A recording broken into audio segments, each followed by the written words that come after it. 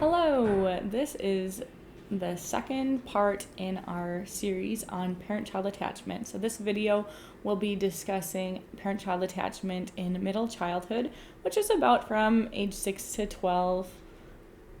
I think of it more as 10, but it kind of depends on where you define adolescence.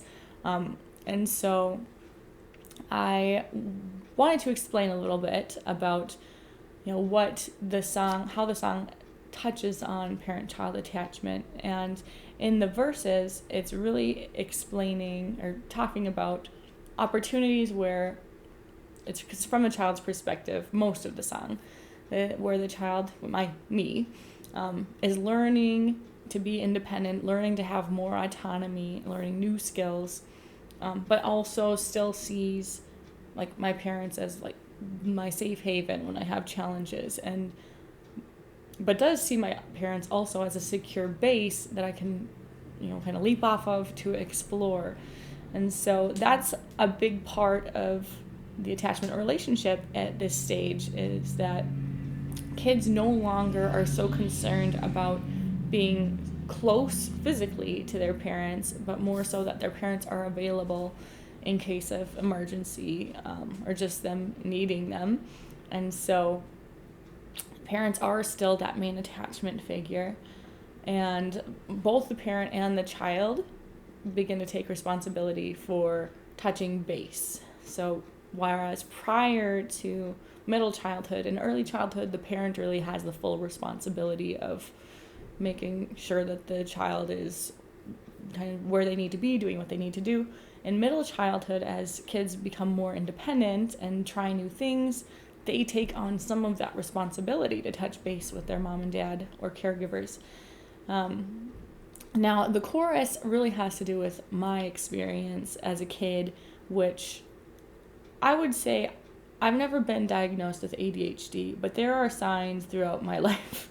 And in childhood, that showed up in having a really hard time focusing in school and having a very messy bedroom. Like those two things. With the school thing, I kind of saw it as a place to socialize, and then I would go home and do all of my homework. So I was able to keep up with my grades fine, but just the focus at school was really poor. And the bedroom thing, man, this was just the beginning of how that impacted my relationship with my parents, because it was for me like impossible. It felt impossible. I would just freeze up whenever I was supposed to clean my room. I was so overwhelmed, and so that's kind of what that's talking about. It's just having a fear of like, I don't think I can do this. But the bridge talks about how, like, a parent's perspective, what they might say to a kid, that learning is hard, but we can face this challenge and we can solve this problem. This is part of the process of being who you're going to be.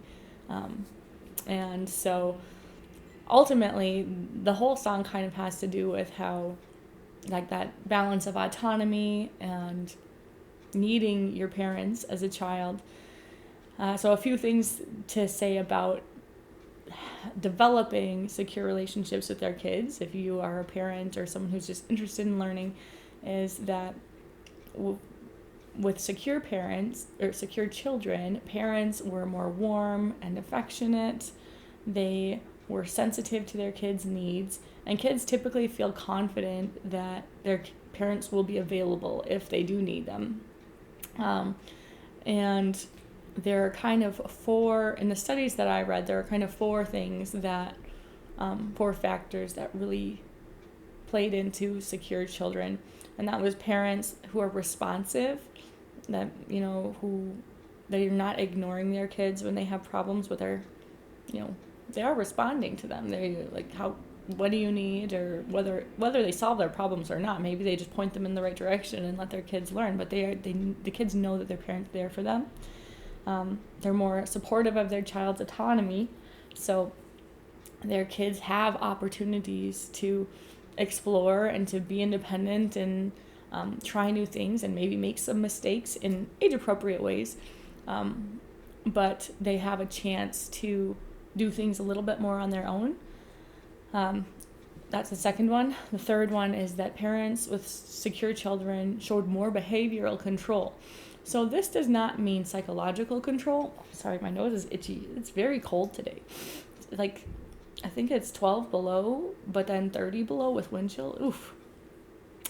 Anyways, so they showed more behavioral control, which means really discipline. They held their kids to high standards. They had boundaries that they were consistent in, enforcing. But that being said, the fourth part is that they used less harsh control. So it doesn't mean that they were, being meanies, but they did hold their kids to high standards while having a warm relationship. And so one of the studies I found also suggested that if parents are having a hard time, or even if they're not, parenting classes, even from the range of 0 to 17, this was in Sweden, it really helped parents to understand what their kids needed, to handle conflicts better and set boundaries, to feel like they were able to reflect on their parenting and really strengthen their ability to feel calm and secure and reduce their stress in their families. So, if you need some support, do look into options for within your community wherever you are, because they can be helpful even if you have older kids. So, hope this was helpful.